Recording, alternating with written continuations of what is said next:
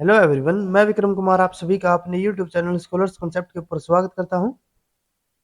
Developmental biology related आज हमारा lecture number 32 है और आज का हमारा लेक्चर रहेगा लिम्ब डेवलपमेंट के बारे में, जिसका कि हमारा आज सेकंड लेक्चर है। लास्ट लेक्चर में भी हमने बताया था कि किस तरीके से हमारे जो लिम्ब रहते हैं, हाइंड लिम्ब रहते हैं या फिर फोर लिम्ब रहते हैं, उनके किस तरीके से यहाँ पे डेवलपमेंट हमारी इनिशिएट होती है।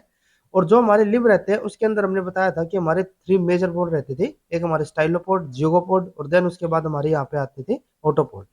ठीक है, तो उसी को आगे हम यहाँ पे कंटिन्यू करके चलते हैं।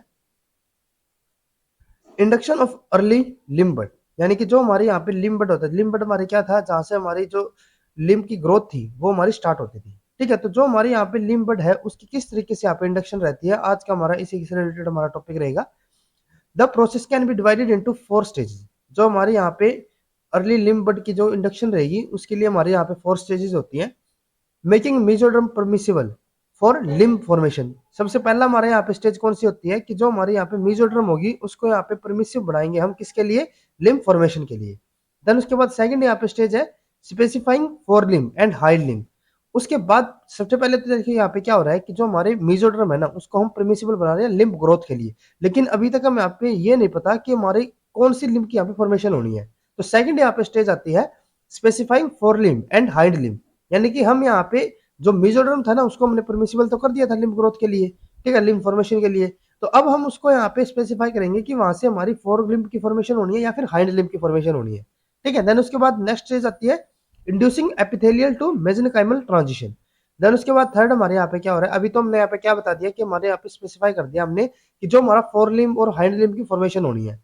देन उसके बाद यहाँ पे हम क्या करते हैं कि जो हमारे एपिथेलियल सेल्स होंगे उनको यहाँ पे ट्रांजिशन करेंगे, उनका कन्वर्जन करेंगे हम किसके अंदर, मेसेनकाइमल सेल्स के अंदर। ठीक है, और इन्हीं मेसेनकाइमल सेल्स से हमारा क्या होगा, जो हमारे यहाँ पे लिम्ब है उसकी फॉर्मेशन होगी।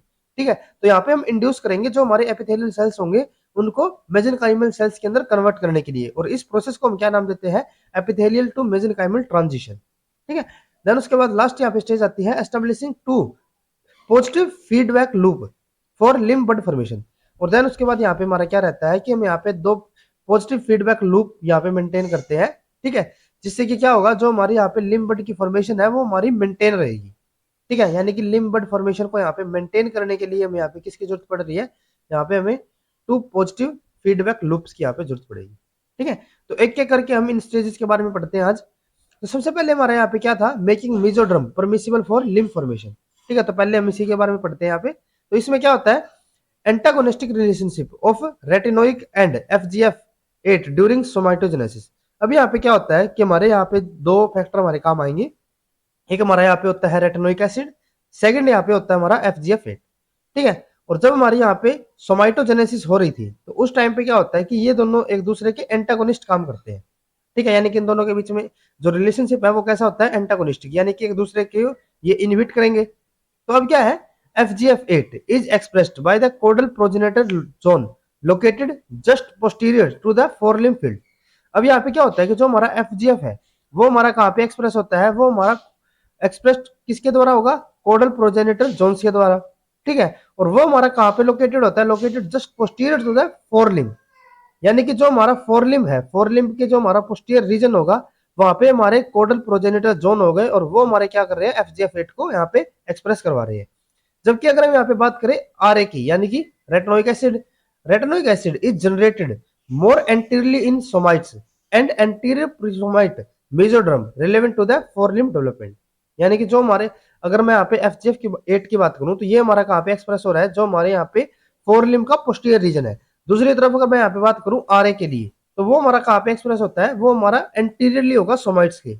यानी कि जो हमारा यहाँ पे फोरलिम्ब का जो हमने पोस्टीरियर रीजन बताया था ना FGF8 के लिए, तो उसके एंटीरियर रीजन में हमारा कौन एक्सप्रेस होता है, यहाँ पे RA।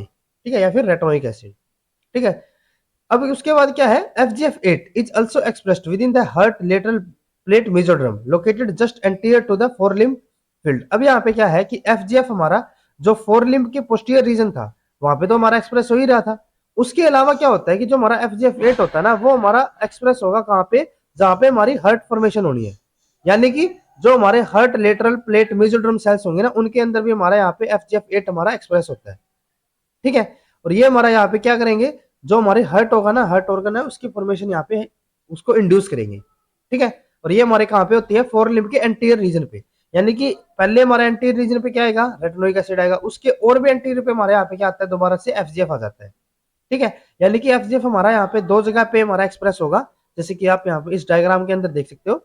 यहाँ पे क्या होता है कि एफजीएफ हमारा जो पोस्टीरियर रीजन है वहां पे भी हमारा एक्सप्रेस हो रहा है, और जो एंटीरियर रीजन है वहां पे भी हमारा ये एक्सप्रेस हो रहा है।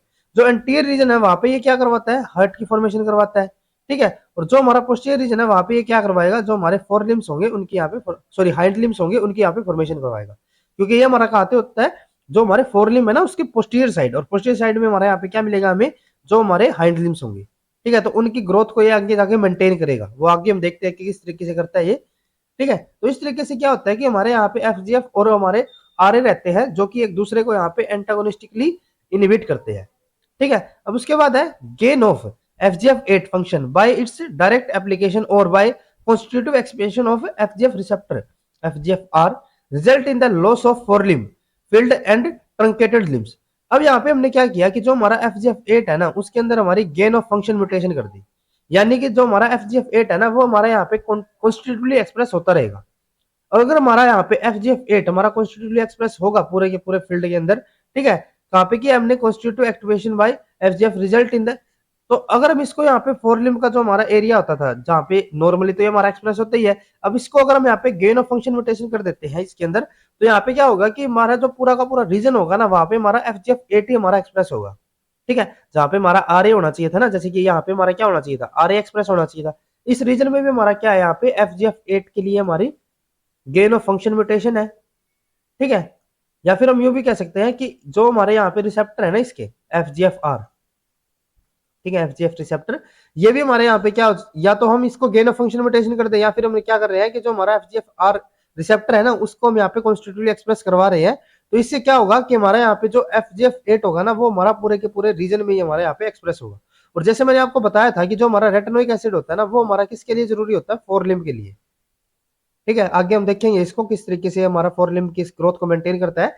तो यहाँ पे क्या होगा कि जो हमारा आर है वो हमारा फोर लिम्ब की ग्रोथ को मेंटेन कर रहा था, अब क्योंकि हमारा यहाँ पे FGF8 है वो हमारा कॉन्स्टिट्यूटिवली एक्सप्रेस हो रहा है, तो इसीलिए हमारा यहाँ पे आर नहीं बनेगा।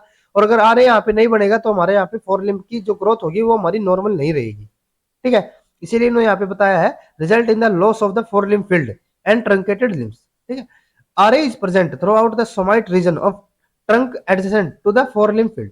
अब क्या होता है कि जो हमारा आरए होता है ना वो हमारा कहाँ पे प्रेजेंट होता है, सोमाइटिक रीजन में, किसके, ट्रंक के adjacent to the four limb field, यानी कि जो हमारे फोर लिम्ब फील्ड है ना उसके एडजेसेंट में हमारा यहाँ पे आरए हमारा एक्सप्रेस होगा, where it repress trunk FGF8 expression and thus promote the four limb bud initiation.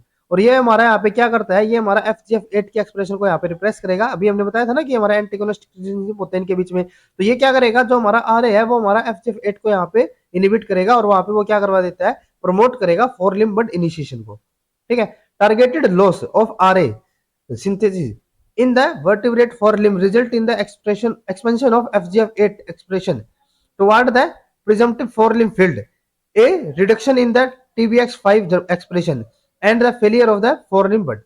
अब क्या होता है कि अगर हम यहाँ पे आरए का हमारा लॉस करवा देते हैं, ठीक है, और किस तरीके से हमने लॉस करवाया है कि उसकी जो प्रोडक्शन हो रही है ना उसी को हमने यहाँ पे क्या कर दिया, इनिबिट कर दिया। तो अगर हमारा यहाँ पे आरए नहीं बनेगा तो उस केस में क्या होता है, जैसे मैंने आपको बताया था ना कि अगर हमारे यहाँ पे आरए नहीं बनेगा तो उस केस में क्या होगा कि जो हमारा FGF8 होगा उसकी एक्सप्रेशन हमारी पूरे के पूरे यहाँ पे एम्ब्रियो के अंदर हमें देखने को मिलेगी।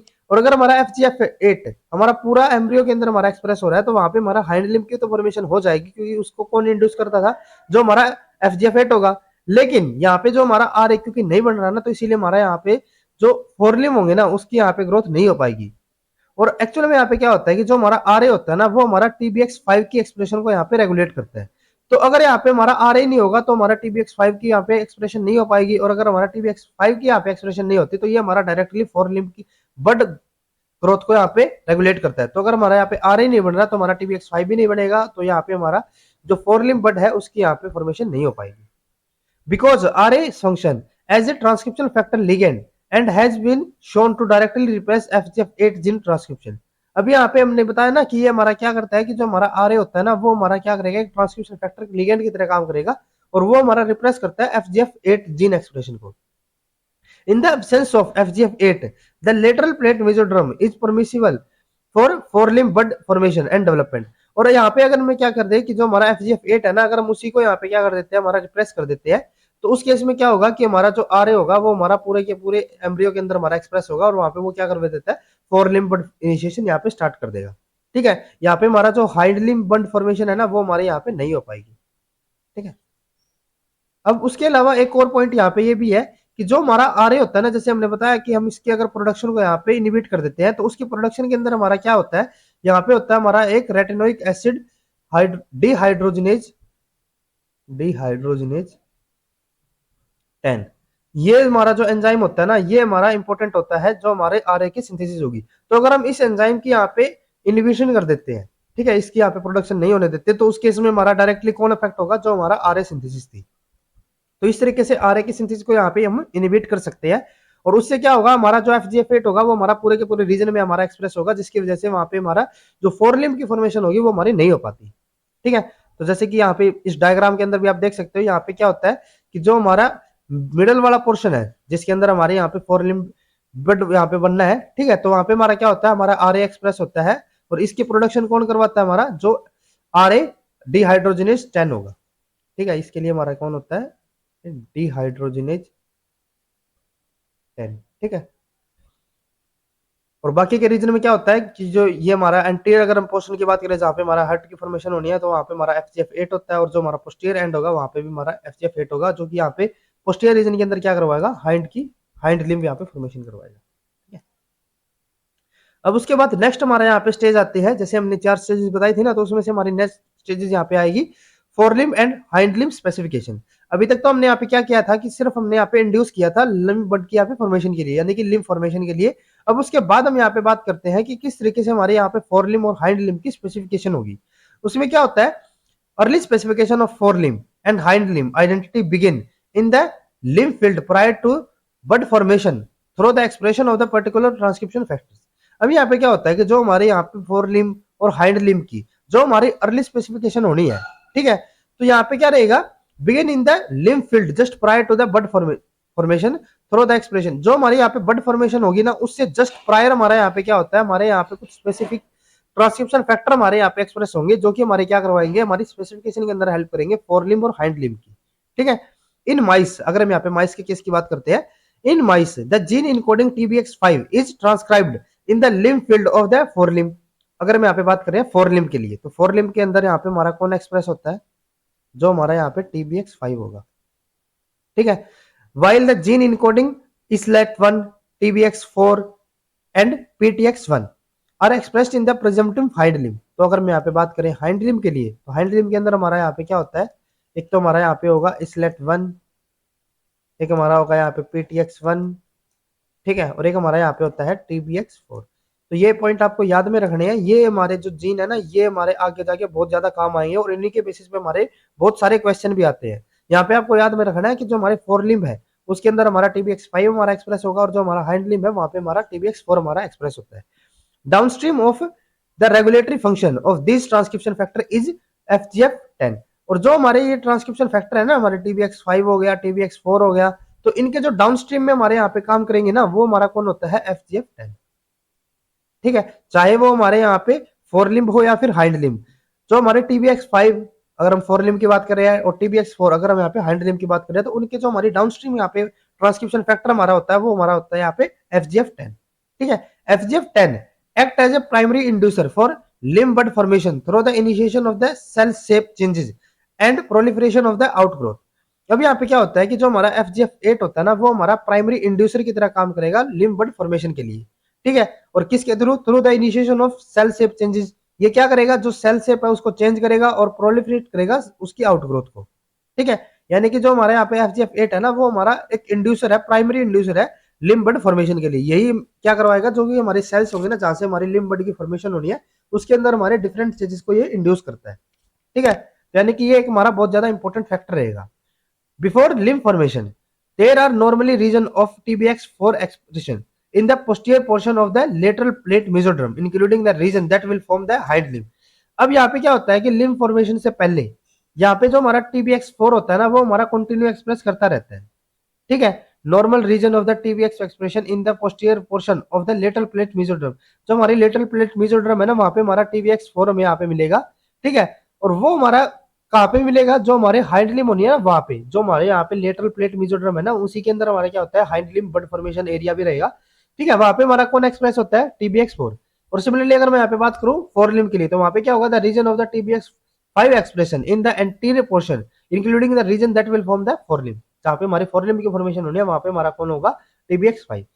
अब उसके बाद यहाँ पे क्या होता है, limb bud induced by placing FGF bead close to the hind limb opposite somoid 25 expressed TBX4 and become the hind limb। अब यहाँ पे क्या होता है, जैसे कि अगर हम यहाँ पे बात कर रहे हैं, यहाँ पे हमारे होते हैं सोमाइट। ठीक है, ये हमारे नंबर्स होंगे इनके सोमाइट्स के, जैसे कि यहाँ पे हमने बताया ना सोमाइट 25 सोमाइट 17, तो ये हमारे सोमाइट्स होते हैं। और इनके साथ में हमारे यहाँ पे क्या होता है, जहां से हमारी हाइंड लिम्ब या फिर फोर लिम्ब की यहाँ पे फॉर्मेशन होनी है। तो जैसे कि मैंने आपको बताया था, जो हमारे एंटीरियर पोर्शन पे होगा वहां पे हमारा क्या होता है, जैसे कि यहाँ पे हमारा होगा फोर लिम्ब की फॉर्मेशन होगी। और अगर हमारे यहाँ पे फोर लिम्ब की फॉर्मेशन होगी तो यहाँ पे हमारा कौन एक्सप्रेस होगा, TBX4। ठीक है, सिमिलरली अगर मैं यहाँ पे बात करूँ, सॉरी यहाँ पे हमारा होता है TBX5।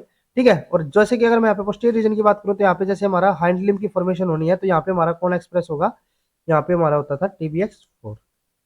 ठीक है, तो यहाँ पे हमने क्या किया कि हमारा जो FGF है ना, उसको उसकी बीड हमने यहाँ पे रख दी जो हमारा फोर लिम्ब वाला रीजन था वहां पे। ठीक है, जैसे कि सॉरी यहाँ पे पहले हम रख रहे हैं जो हमारा हाइंड लिम्ब वाला रीजन होगा वहां पे। ठीक है, जैसे कि हमने क्लोज टू हाइंड लिम्ब। ठीक है, तो यहाँ पे हमने इसको रख दिया FGF बीड को। तो ये हमारा क्या करता है, यहाँ पे आपको सोमाइट नंबर भी याद रख सकते हो आप। ये हमारा जो हाइंड लिम्ब वाला रीजन होगा ना, वहां पे हमारा कौन सा होगा, सोमाइट 25। और जो हमारा फोर लिम्ब वाला रीजन होगा वहां पे हमारा कौन होगा, सोमाइट 17। तो यहाँ पे क्या होगा कि अगर हम FGF बीट को यहाँ पे रख देते हैं जो हमारा हाइंड लिम्ब वाला रीजन है उसके पास। ठीक है, तो ये हमारा क्या करेगा, जो हमारी TBX4 है ना उसकी एक्सप्रेशन को यहाँ पे रेगुलेट करेगा और वहां से वो क्या करवा देता है, हाइंड लिम्ब की फॉर्मेशन करवा देगा। ठीक है, एक्चुअल में जैसे मैंने आपको पीछे बताया कि हमारे यहाँ पे क्या होता है कि एक हमारा TBX5 होता है, एक हमारा यहाँ पे TBX4 होता है। और ये हमारे क्या करते हैं, जो हमारे FGF10 है उसको रेगुलेट करते हैं। ठीक है, तो एक तरीके से ये तो क्या हो गया, इसके डाउनस्ट्रीम हो गया। और अभी हमने क्या बताया कि यहाँ पे अगर हम FGF को रख देते हैं, तो FGF क्या कर रहा है कि जो हमारा यहाँ पे TBX4 और 5 है उसको रेगुलेट कर रहा है। तो ये किस तरीके से होता है, जैसे मैंने आपको बताया ना कि हमारे यहाँ पे क्या होता है, हमारे टू पॉजिटिव फीडबैक लूप होते हैं। आगे हम उसके बारे में स्टडी करेंगे। तो यहाँ पे हमारे क्या होते हैं कि हमारे यहाँ पे टू फीडबैक लूप होते हैं। और उसी तरीके से क्या होता है कि जो हमारा FGF है ना, वो खुद की यहाँ पे जो FGF10 है, ठीक है, FGF क्या कर रहा है कि खुद की एक्सप्रेशन को यहाँ पे रेगुलेट कर रहा है। किसको रेगुलेट करके, जो हमारा TBX5 और 4 है। ये क्या करेगा, TBX5 और 4 को यहाँ पे मेंटेन करेगा, उनको इनहेंस करेगा, उनकी एक्सप्रेशन करवाएगा। और ये अल्टीमेटली क्या करेंगे, फिर से हमारा FGF10 की यहाँ पे इंड्यूशन या फिर उसकी यहाँ पे एक्सप्रेशन करवाएंगे। ठीक है, तो इसी तरीके से क्या होगा कि अगर हम यहाँ पे हाइंड लिम्ब रीजन में अगर हम FGF रख देते हैं, तो वो हमारा TBX4 की एक्सप्रेशन को यहाँ पे करवाएगा और वो हमारा हाइंड लिम्ब फॉर्मेशन कर देगा। सिमिलरली अगर हम यहाँ पे फोर लिम्ब एरिया में इसको रख देते हैं, जैसे हमारा यहाँ पे सोमाइट 17 है, अगर हम उस रीजन में इसको रख देते हैं induce close to the four limb, तो वहां पे वो क्या करवाएगा, TBX5 की एक्सप्रेशन को यहाँ पे रेगुलेट करेगा और वहां पे फोर लिम्ब यानी कि विंग्स की यहाँ पे फॉर्मेशन करवा देगा। ठीक है, अब उसके बाद है limb bud induced in the center of the flank tissue express TBX5 in the anterior portion of the limb and TBX4 in the posterior portion. These limbs develop as the chimeric structure with the anterior resembling the forelimb and posterior resembling the hind limb। अब यहाँ पे हमने क्या किया, पहले तो हम इसको क्या कर रहे थे कि जो हमारा यहाँ पे फोरलिम्ब वाला एक्सप्रेशन जो हमारा रीजन था या फिर हमारा हाइंड लिम्ब वाला जो रीजन था उनके पास रख रहे थे। अब हमने क्या किया कि अब हमने यहाँ पे FGF को रख दिया बिल्कुल बीच में। ठीक है, तो अब यहाँ पे क्या होगा, यहाँ पे हमारे कुछ रीजन के अंदर तो हमारा यहाँ पे TBX4 भी हमारा एक्सप्रेस होगा, कुछ के अंदर हमारा TBX5 भी हमारा एक्सप्रेस होगा। तो यहाँ पे क्या होता है कि जो हमारे FGF होगा ना, वो हमारा यहाँ पे क्या करवाएगा, यहाँ पे हमारा लिम्ब की फॉर्मेशन तो करवा देगा। ठीक है, लेकिन जो हमारा ये लिम्ब फॉर्मेशन होगी ना, ये हमारा कैसा होता है, काइमेरिक स्ट्रक्चर होगा। और काइमेरिक स्ट्रक्चर का मतलब क्या होगा कि हमारे यहाँ पे हमें फोर लिम्ब वाला रीजन भी देखने को मिलेगा। ठीक है, फोर लिम्ब का जो पोर्शन होगा और जो हमारा हाइंड लिम्ब का पोर्शन होगा हमें वो भी देखने को मिलता है। तो यहाँ पे क्या होता है कि जो हमारे काइमेरिक स्ट्रक्चर है उनकी फॉर्मेशन होगी, जिसके अंदर क्या होगा कि जो हमारा एंटीरियर पोर्शन होगा वो हमारा रिजेंबल करेगा फोर लिम्ब के साथ, और जो हमारा पोस्टीरियर रीजन होगा वो हमारा रिजेंबल करेगा हाइंड लिम्ब के साथ। ठीक है, तो यानी कि हमारे यहाँ पे हमारे 3 एक्सपेरिमेंट है। पहला हमने क्या किया कि हमने फोर लिम्ब रीजन में रखा, तो हमारा वहां पे TBX5 को एक्सप्रेस करवा के वहां पे हमारे फोर लिम्ब की फॉर्मेशन करवा देगा। हाइंड लिम्ब के पास रखेंगे तो वहां पे वो हाइंड लिम्ब की फॉर्मेशन करवा देगा TBX4 के थ्रू। और अगर हम बीच में रख रहे हैं तो वहां पे हमारा TBX5 भी एक्सप्रेस होगा और 4 भी एक्सप्रेस होगा, तो वहां पे हमारी काइमेरिक स्ट्रक्चर की फॉर्मेशन हो जाती है। ठीक है, अब उसके बाद क्या रहता है, two additional transcription factor are also found that are involve in the initiation of the hind limb. अब जैसे मैंने आपको बताया था ना कि जो हमारे फोर लिम्ब होते हैं, फोर लिम्ब के लिए तो हमारा यहाँ पे क्या होता था कि हमारा सिर्फ एक TBX4 होता था। लेकिन अगर मैं यहाँ पे हाइंड लिम्ब की बात करता हूँ तो हाइंड लिम्ब के अंदर हमारे क्या थे कि हमारा TBX5 था। ठीक है, और उसके अलावा यहाँ पे हमारे दो हमने और भी फैक्टर बताए थे। वे हमारे कौन कौन से थे, PTX1 और islet1। ठीक है, तो ये क्या होते हैं, the miss expression of PTX1 in the mouse forelimb causes its muscle, bones and tendon to develop into the one that look like those of hind limb। अगर हम यहाँ पे PTX1 नॉर्मली हमारा कहाँ पे होता है, हाइंड लिम्ब रीजन में, अगर हम उसको मिस एक्सप्रेस करवा देते हैं फोर लिम्ब रीजन में, तो वहां पे वो क्या करेगा, जो वहां के मसल्स, बोन्स और टेंडम होंगे उनको यहाँ पे डेवलप कर देगा, किसके अंदर, जो हमारे हाइंड लिम्ब की तरह होंगे। ठीक है, यानी कि फोर लिम्ब के अंदर ये क्या कर रहा है, हाइंड लिम्ब लाइक स्ट्रक्चर यहाँ पे फॉर्मेशन करवा रहा है। उसके अलावा if PTX1 protein is injected into the four limb region, फिर से हमने क्या किया कि इसको फोर लिम्ब रीजन में अगर हम यहाँ पे इंजेक्ट कर देते तो वहां पे क्या होगा, it will activate hind limb specification genes in the four limb including HOXC10 and TBX4। और ये क्या कर देगा, अगर हम PTX1 को यहाँ पे इंड्यूस कर देते हैं किसके अंदर, या फिर उसको इंजेक्ट कर देते हैं जो हमारा फोर लिम्ब वाला रीजन है, तो वहां पे जाके वो क्या करेगा, जैसे कि एक तो यहाँ पे जो बोन्स या फिर मसल्स वगैरह थे उनको तो स्ट्रक्चर यहाँ पे चेंज कर ही रहा था, उसके अलावा ये क्या करता है, जो हमारा TBX4 होगा उसकी एक्सप्रेशन भी ये करवा देगा, उसके अलावा HOXC10 होगा उसकी एक्सप्रेशन भी ये करवा देता है। ठीक है, तो इस तरीके से क्या होता है कि जो हमारा PTX1 है ना, वो हमारा TBX4 की एक्सप्रेशन को यहाँ पे रेगुलेट करता है। अब उसके बाद क्या है, इन PTX1 नल माइस, अब यहाँ पे हमने क्या किया कि जब हमने PTX1 था ना उसी को हमने एक्सप्रेस करवाया नहीं, यानी कि ये हमारा हाइंड लिम्ब के अंदर अब हमारा जो यहाँ पे PTX1 था ना वो हमारा एक्सप्रेस होगा ही नहीं। अभी तक तो हमने क्या देखा था कि उसको हम फोर लिम्ब में एक्सप्रेस करवा देते, अब हमने इसको हाइंड लिम्ब में भी एक्सप्रेस नहीं करवाया, फोर लिम्ब में तो ये होगा ही नहीं। और अगर हम यहाँ पे इसको PTX1 को अगर हम हाइंड लिम्ब के अंदर भी एक्सप्रेस नहीं करवाते तो वो हमारा क्या हो जाता है, PTX1 नल माइस। तो वहां पे क्या होगा कि जो हमारे हाइंड लिम्ब की फॉर्मेशन होगी ना, the hind limb is neither completely lost nor severely mispattern, however some hind limb structure are malform. तो यहाँ पे क्या होगा कि यूं नहीं है कि हमारा हाइंड लिम्ब की बिल्कुल भी फॉर्मेशन नहीं हो रही, या फिर वो हमारा वहाँ पे सेवरली यानी कि बहुत ही बुरी तरीके से हमारा मिस पैटर्न हो रहा है, ऐसा नहीं होता। यहाँ पे हमारा क्या होता है कि जो हमारे स्ट्रक्चर होगी ना वो सिर्फ हमारी कुछ ही माल फॉर्म्ड होगी, यानी कि कुछ ही उसके अंदर हमारा इस तरीके का चेंज आएगा। ठीक है, और ये क्यों आता है, क्योंकि इसके अलावा यहाँ पे हमारे डिफरेंट फैक्टर और भी होते हैं, जैसे कि हमारा islet1 होगा। ठीक है, तो ये हमारे यहाँ पे डिफरेंट फैक्टर होते हैं जो कि हमारे जो हाइंड लिम्ब होगी उसकी एक्सप्रेशन को यहाँ पे रेगुलेट करते हैं। तो जैसे कि जो हमने यहाँ पे मैकेनिज्म पढ़ा उसके लिए अगर हम यहाँ पे बात करते हैं, तो यहाँ पे क्या होता है, जैसे कि ये हमारा जो रीजन था यहाँ पे हमारा RA एक्सप्रेस हो रहा था, और RA के लिए मैंने बताया था कि हमारे यहाँ पे TBX5 हमारा रेगुलेट होगा, उसकी एक्सप्रेशन होगी। तो जो हमारे यहाँ पे TBX5 होता है ना वो हमारा क्या करवाएगा, वो हमारा यहाँ पे रेगुलेट करेगा WNT2B को। ठीक है, जो हमारी लेटरल प्लेट मेसोड्रम है ना उस रीजन के अंदर हमारा ये क्या करवाएगा, एक्सप्रेस करवाएगा WNT2B को। और ये हमारा जाके क्या करवाएगा, जो हमारा बताया था ना हमने FGF10 होता है उसको रेगुलेट करेगा, उसके एक्सप्रेशन करवाएगा। और जो हमारा FGF10 होगा ना वो हमारा क्या कर रहा है, वो हमारा यहाँ पे जो फोर लिम्ब है या फिर हाइंड लिम्ब है उनकी तो फॉर्मेशन करवा ही रहा है, उसके अलावा ये यहाँ पे क्या करता है कि ये हमारा TBX5 को भी रेगुलेट करेगा। तो इस तरीके से हमारे यहाँ पे क्या होता है, एक पॉजिटिव फीड लूप यहाँ पे बनता है, जिसमें कि क्या हो रहा है कि जो हमारे यहाँ पे FGF10 होता है ना वो हमारा TBX5 को भी रेगुलेट कर रहा है, और जो हमारा यहाँ पे लिम्फ फॉर्मेशन है उसको भी रेगुलेट कर रहा है, और जो हमारा TBX4 है फिर से क्या करेगा, दोबारा से हमारा FGF10 को फिर से रेगुलेट कर लेगा। तो इस तरीके से यहाँ पे हमारा एक लूप चलता रहता है। उसके अलावा एक और लूप, ये तो हमारा एक लूप हो गया ना, फर्स्ट लूप है। सेकंड लूप यहाँ पे हमारा एक और होता है जिसके अंदर क्या होगा कि जो हमारा FGF10 होता है ना वो हमारा यहाँ पे एक्सप्रेस करवाएगा WNT3A को, किस रीजन के अंदर, एक्टोडर्म रीजन के अंदर। और ये हमारा क्या करेगा, जो हमारा FGF8 होगा ना उसको रेगुलेट करवाएगा, और जो हमारा FGF8 होगा वो हमारा अल्टीमेटली फिर से जाके किसको रेगुलेट करता है, FGF10 को। ठीक है, तो यानी कि ये हमारा सेकंड लूप यहाँ पे बन जाता है।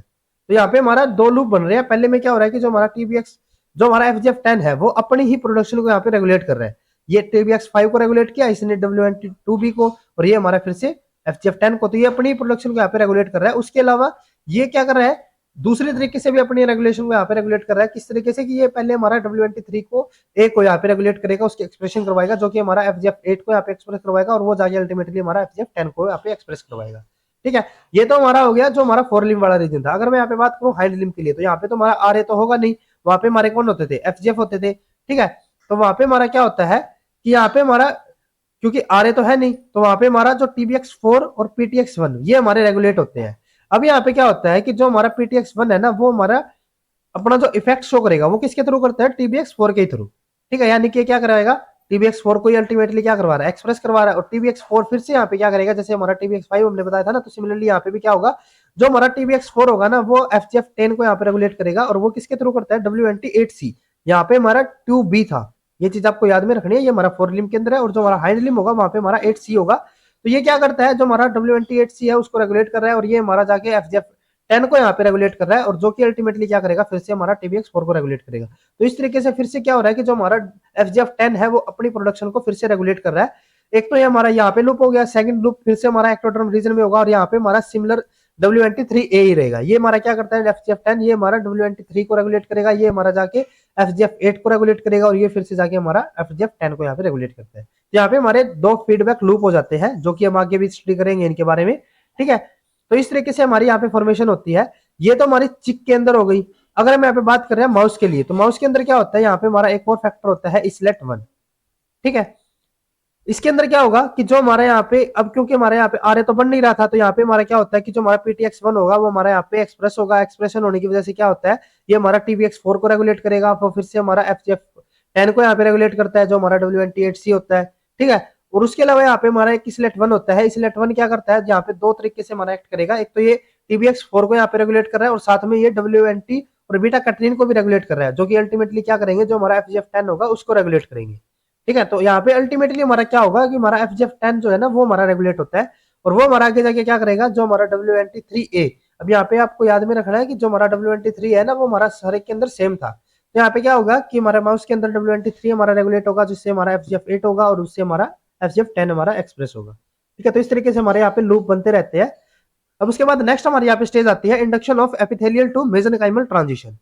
जैसे हमने थर्ड स्टेज बताई थी ना, ठीक है, चार हमारे स्टेज थे, तो उसके अंदर हमारी थर्ड स्टेज यहाँ पे आ रही है induction of epithelial to mesenchymal transition. इसके अंदर क्या होता है, before the limb bud formation the lateral plate mesoderm of the somatopleure display characteristics of a pseudo stratified epithelium with apical to basal polarity. अभी यहाँ पे क्या होता है कि जब हमारी लिम्ब बड फॉर्मेशन होनी थी ना, उससे जस्ट पहले हमारे यहाँ पे क्या होगा कि जो हमारे लेटरल प्लेट मेसोडर्म जो होंगे हमारे सोमेटोप्ल्यूर के, वे हमारे यहाँ पे कैरेक्टरिस्टिक्स डिस्प्ले करेंगे, जिसके अंदर क्या होगा, ये जो हमारा कैरेक्टरिस्टिक्स है ना वो हमारा क्या होता है कि जो हमारे यहाँ पे लेटरल प्लेट मेसोडर्म के सेल्स है वे हमारे स्यूडो स्ट्रेटिफाइड की तरह एपिथेलियम की तरह काम करेंगे, जिसके अंदर हमारी एपिकल टू बेसिकल यहाँ पे पोलैरिटी होगी। इसमें क्या होता है, इसमें क्या होता है, epithelial cell making up the mesoderm of the early somatoplure undergo an epithelial to mesenchymal transition EMT specifically for in the lymph field।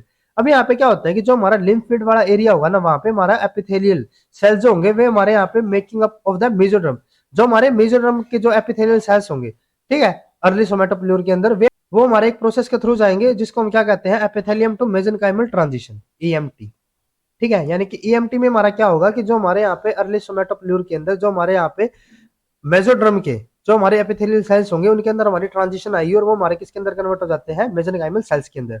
जैसे कि अगर मैं यहाँ पे TBX5 की बात करें तो वो हमारा कहाँ पे होगा, जो हमारे फोर लिम्ब रीजन होगा। तो ये हमारा वहां पे एक मेजर रेगुलेटर की तरह काम करता है EMT के लिए, किसके अंदर, फोर लिम्ब रीजन के अंदर। लेकिन अगर मैं यहाँ पे बात करूं हाइंड लिम्ब रीजन के लिए, however it is not known whether TBX4 और जो हमारे दूसरे इफेक्टर है islet1 है या फिर हमारे यहाँ पे जो PTX1 है, ठीक है, उनके लिए भी हम यहाँ पे बात कर रहे हैं। However it is not known whether TBX4 islet1 PTX1 regulate EMT in the hind limb. यहाँ पे हाइंड लिम्ब के लिए मैं यहाँ पे क्लियर नहीं है, लेकिन अगर हम यहाँ पे फोर लिम्ब के लिए बात करें तो वहां पे हमारा जो TBX5 होता है वो हमारा एक मेजर रेगुलेटर होता है, किसके लिए, जो हमारे यहाँ पे EMT ट्रांजिशन होनी है। इसमें क्या होगा, सिंपल कि हमारे जो एपिथेलियल सेल्स होंगे वे हमारे मेसेनकाइमल सेल्स की तरह एक्ट करना स्टार्ट करेंगे। जैसे कि आप यहाँ पे भी देख सकते हो, यहाँ पे हमारा क्या होगा, जो हमारा TBX5 है ना वो हमारा EMT चेंज लाएगा यहाँ पे एपिथेलियल टू मेसेनकाइमल, ठीक है। और जिससे क्या होगा, यहाँ पे जो हमारे ये सेल्स होंगे वे हमारे अब लिम्फ बड की फॉर्मेशन के लिए यहाँ पे हमारे तैयार हो जाएंगे, ठीक है, क्योंकि वे हमारे मेसेनकाइमल सेल्स के अंदर कन्वर्ट हो चुकी है। देन उसके बाद लास्ट हमारी यहाँ पे स्टेज आती है establishment of two positive feedback loop for limb bud formation. अभी जैसे हमने यहाँ पे बताया था ना कि हमारे यहाँ पे दो फीडबैक लूप बनते हैं, तो उन्हीं के बारे में अगर हम यहाँ पे बात करते हैं, ये हमारी लास्ट स्टेज होगी। तो इसके अंदर क्या होता है, the mesenchymal cell commit toward limb bud development by the upregulation of the TBX5 in the forelimb and islet1 in the hind limb and secrete paracrine factor FGF10।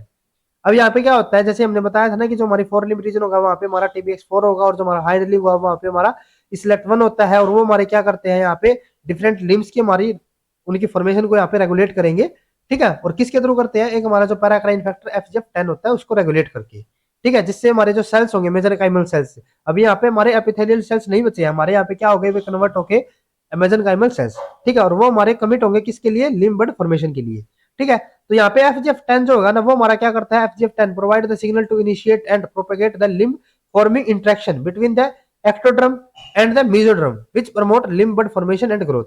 अब यहाँ पे जो हमारा FGF10 होता है ना, वो हमारा सिग्नल यहाँ पे प्रोवाइड करवाएगा किसके लिए, initiation and propagation of lymph forming interaction.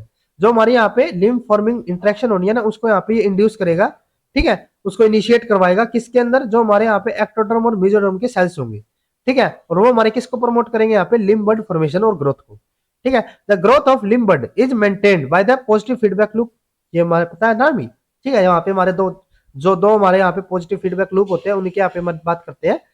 In the presumptive फोरलिम्ब, जो हमारे यहाँ पे अगर हम फोरलिम्ब की बात करें, in the presumptive forelimb field, for example TBX5 induce WNT2B, वहां पे हमने बताया था ना कि हमारे यहाँ पे अगर हम फोरलिम्ब की बात करें तो वहां पे हमारा क्या होता था, WNT2B होगा, और वो हमारा क्या करेगा, जो हमारा FGF10 होगा उसको रेगुलेट करेगा, विच अब रेगुलेट द FGF10। क्लियर है, ये हमें बताया था, ठीक है। तो जो हमारे यहाँ पे TBX5 है वो हमारा क्या करेगा, जो हमारा WNT2B है, और ये हमारा क्या करेगा, FGF10 को यहाँ पे रेगुलेट करता है, ठीक है। और ये हमारा फिर से क्या करेगा, जो हमारा TBX5 होगा उसको रेगुलेट करेगा। This FGF10 in turn positively feeds back to maintain the activation of the both WNT2B and TBX5। ये हमारा क्या कर रहा है, दोबारा से जाके हमारा जो TBX5 है उसको रेगुलेट कर रहा है, और ये अल्टीमेटली किसको करेगा, WNT2B को, और ये फिर से हमारा FGF10 को। तो इस तरीके से हमारा यहाँ पे एक लूप बन जाता है। As a result of maintaining FGF10 signaling, the limb bud will form and limb will begin to grow। और यहाँ पे क्या होगा कि हमारी जो लिम्ब बड, क्योंकि हमारे FGF10 की यहाँ पे हमारी कंटिन्यू प्रोडक्शन हो रही है, तो इसीलिए हमारे यहाँ पे लिम्ब बड की फॉर्मेशन हो जाएगी। FGF10 secreted by the lymph field mesenchymal also induce the overlying ectoderm to form apical ectodermal ridge।